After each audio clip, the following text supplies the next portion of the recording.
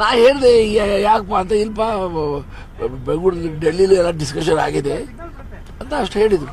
CM ಮುಂದುವರಿತಾರೆ ಅಂತ ವಿಶ್ವಾಸ ಇದೆಯಾ ಸರ್? ಸರ್ ಕೆಲ ಸಚಿವರುಗಳು ಹೇಳ್ತಾ ಇದ್ದಾರೆ ಬದಲಾವಣೆ ಆಗಲ್ಲ, ಇರ್ತಾರೆ ಸಿದ್ದರಾಮಯ್ಯ. ಎಂ ಬಿ ಪಟೇಲ್ ಅದು ಕರೆಕ್ಟ್. ನಾನು ಹೇಳಿದೆ ಅವ್ರು ಕಂಟಿನ್ಯೂ ಆಗ್ಬೇಕಂತ. ಅವ್ರು ಆಗ್ಬೇಕಲ್ಲ, ನಮ್ಗೇನು ಗೊತ್ತು, ಅವ್ರು ಆಗ್ಬೇಕಲ್ಲ. ನಿಮ್ಗೆ ಶಾಕಿಂಗ್ ನ್ಯೂಸ್ ಸರ್ ಇದು? ಶಾಕ್ ಏನಿಲ್ಲ, ಶಾಕ್ ಐತೇನೆ.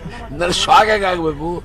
ರಾಜಕಾರಣದಲ್ಲಿ 50 ವರ್ಷದಿಂದ ಇದ್ದೇನೆ, ಇದೆಲ್ಲ ನೋಡ್ತಾ ಬಂದಿದ್ದೇನೆ ನಾನು, ಗೊತ್ತಲ್ಲ. ಡಿ ಕೆ ಶಿವಕುಮಾರ್ ಕ್ಯಾಬಿನೆಟ್ ಅಲ್ಲಿ ಆರ್ ವಿ ದೇಶಪಾಂಡೆ ಮಂತ್ರಿ ಆಗ್ತಾರ ಸರ್? ನನಗೇನು ಗೊತ್ತಿಲ್ರಿಪ್ಪ. D K Shivakumar if is chosen chief minister, ಅವ್ರ ಟೀಮ್ ಅವ್ರು ಡಿಸೈಡ್ ಮಾಡ್ಬೇಕಲ್ಲ. ನೀವು ಕೂಡ ನೀವು ಹಿರಿಯರಿದ್ದೀರಲ್ಲ ಸರ್, ನೀವು ಹಿರಿಯರಿದ್ದೀರಲ್ಲ ಸರ್, ಆಸೆ ಇಲ್ವಾ ಸರ್? ಅಲ್ಟಿಮೇಟ್ಲಿ ಎಲ್ಲರೂ ಇಂಪಾರ್ಟೆಂಟೇ. ಅಲ್ಟಿಮೇಟ್ಲಿ ನಮ್ಮ ಹೈಕಮಾಂಡ್ ಏನ್ ಡಿಸೈಡ್ ಮಾಡ್ತಿದೆ ಅದಕ್ಕೆ ನಾವು ರೆಸ್ಪೆಕ್ಟ್ ಮಾಡ್ತೇವೆ, ಅದಕ್ಕೆ ನಾವು ಗೌರವ ಕೊಡ್ತೇವೆ. ಸಿಎಂ ಈಗ ಬೇಜಾರಾಗಿದ್ದಾರೆ ಸರ್ ಏನಾದ್ರು?